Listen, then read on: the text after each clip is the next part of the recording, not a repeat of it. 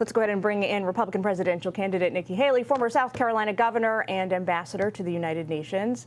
Madam Ambassador, thanks for joining us. You said during the debate last week, I want to quote you, the idea that we have biological boys playing in girls' sports, it is the women's issue of our time. Can you unpack that for us?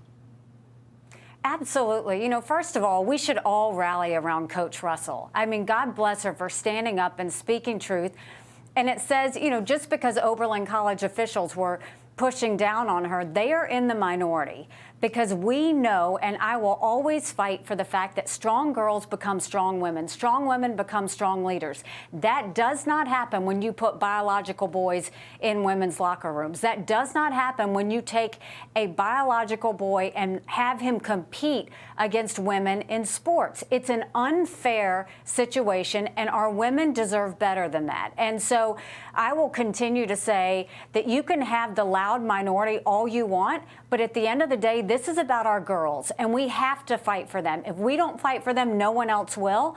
And I'm right with Coach Russell and saying, you keep saying what you're saying, shame on Oberlin College, and the rest of America needs to rally with her, because it's not just her. It's so many people around this country that they're trying to cancel over this.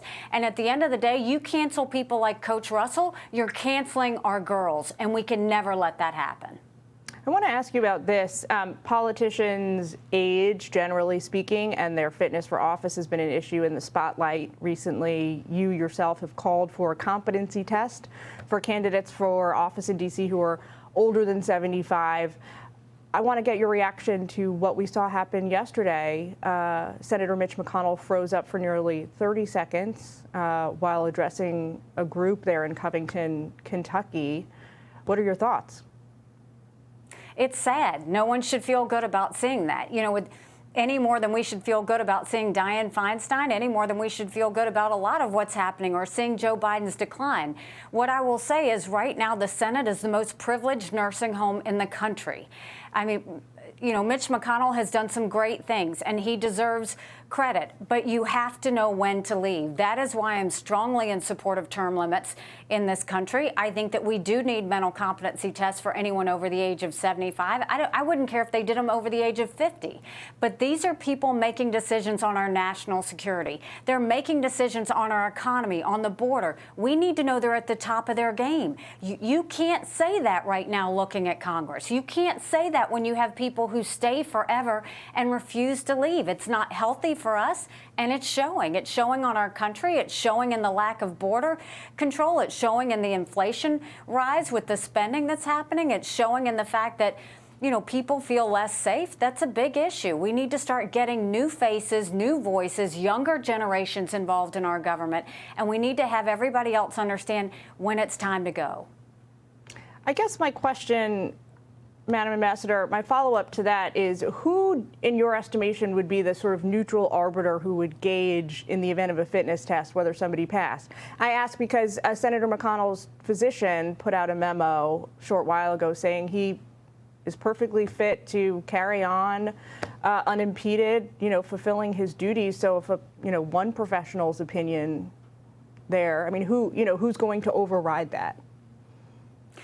The way you would do it is just when anyone files for office to run, they would get a notice from their doctor of a mental competency test. That's different than a health test. A mental competency test is, you know, is a series of questions like name what town you were born in, or, you know, say 4 words that start with the same letter, or how many grandchildren do you have? Like, there's multiple questions, and they would submit that mental competency test at the same time that they would file to run for office. It's not disqualifying, but what it is it's transparency for the voters so that when they make their decision, they have it and they know it. Just like we have to give financial disclosures when we run for office, just like we have to show, you know, any sort of issues that need to be there, we should have to have a mental competency test so that people know whether this person is fit. And I think it should be done for incumbents. I think it should be done for any newly people that are running for office. But we've got to do this. This is concerning. And